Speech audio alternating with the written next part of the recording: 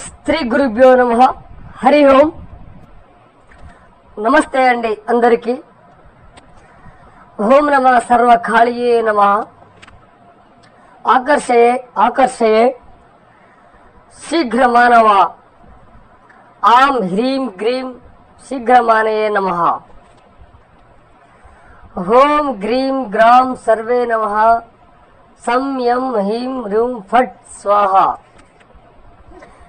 ఈ మంత్రంతో యక్షిణి వశీకరణం ఎవరైతే మన మాట వినకుండా ఉంటారో, మనము చెప్పినట్టుగా నడుస్తారో వాళ్లను యక్షిణి వశీకరణం ద్వారా లొంగదీసుకోవచ్చు. తదుపరి మీకు ఎవరిపైనా గాని ఎలాంటి వారిపైనా గాని కోరికలు ఉన్నట్లయితే ఈ యక్షిణి తాంత్రిక ద్వారా కోరికని తీర్చుకోవచ్చు. అలాగే యక్షిణి తంత్రంలో ప్రధానంగా కోరికలు తీర్చుకోవడానికి యక్షిణి మంత్రాన్ని ఎక్కువగా వాడుతారు. ఎవరైనా సరే